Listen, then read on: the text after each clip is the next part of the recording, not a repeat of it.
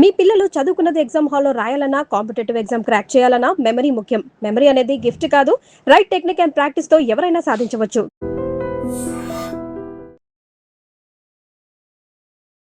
నమస్తే, welcome to I dream talking point with కవిత.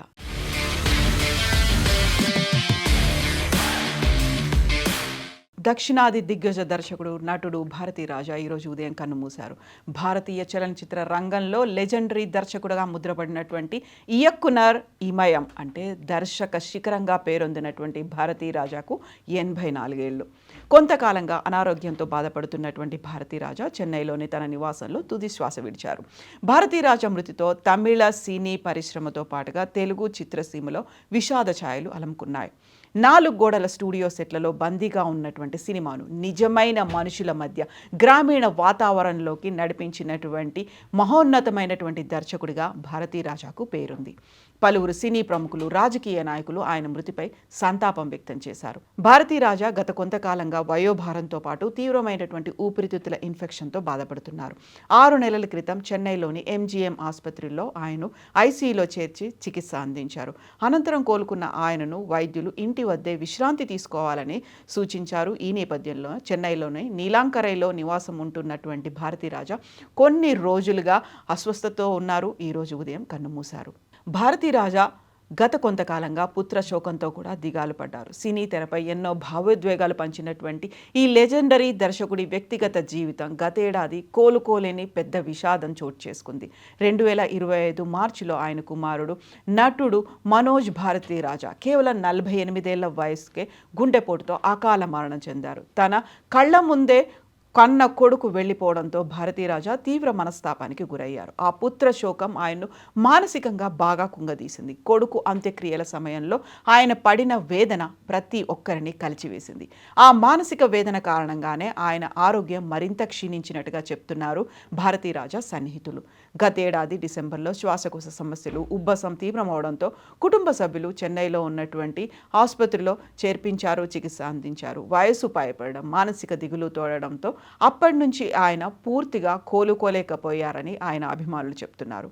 ఇక భారతీ రాజా సినీ ప్రస్థానం 1941 జూలై 17న తమిళనాడులో అల్లినగరంలో మాయదేవర్ కరుత్తమ్మ దంపతులకు భారతీ రాజా జన్మించారు. ఆయన అసలు పేరు చిన్నస్వామి. చిన్ననాటి నుంచే సాహిత్యం, వక్తృత్వ పోటీలు, రంగస్థల నాటకాలపై ఆయన ఆసక్తి కనబరించారు. కొంతకాలం స్వగ్రామంలో ఆరోగ్య పరిశీలకులుగా పనిచేసినటువంటి భారతీ రాజా సినిమాలపై ఉన్నటువంటి మక్కువే చెన్నైకు తీసుకొచ్చింది. సినీ రంగంలో అవకాశాల కోసం తీవ్రంగా శ్రమించినటువంటి భారతీ రాజా జీవనోపాధి కోసం పెట్రోల్ బంకుల్లో కూడా పనిచేయడం, దాని తర్వాత నాటకాల్లో కూడా పార్టిసిపేట్ చేశారు. ఎన్నో కష్టాలు పడిన తర్వాత దర్శకుడు పి పుల్లయ్య వద్ద సహాయ దర్శకుడిగా అవకాశం దక్కించుకున్నారు. అదే ఆయన సినీ ప్రయాణానికి బలమైనటువంటి పునాది వేసింది. 1977లో విడుదలైనటువంటి తమిళ చిత్రం 16 వయథినిలేతో భారతీ రాజా దర్శకుడిగా పరిచయం అయ్యారు. తొలి చిత్రంతోనే తన ప్రత్యేకతను చాటుకున్నారు.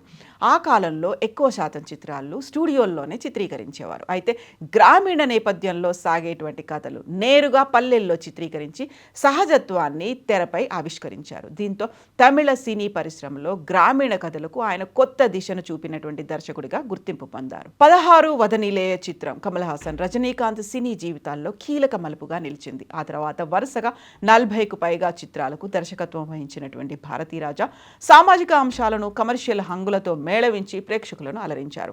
గ్రామీణ జీవనశైలి, మానవ సంబంధాలు, భావోద్వేగాలను సహజంగా ఆవిష్కరించడం ఆయన చిత్రాల ప్రత్యేకతగా నిలిచింది.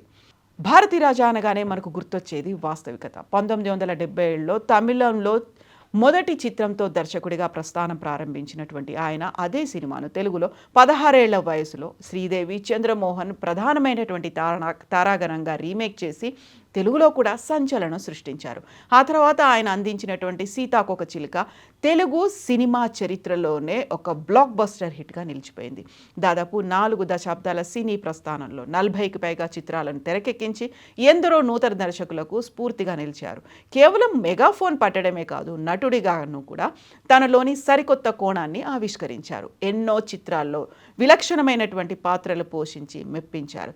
త్వరలో విడుదల కానున్న పులవర్ సినిమాలో కూడా కీలక పాత్రను పోషించారు భారతీ రాజా.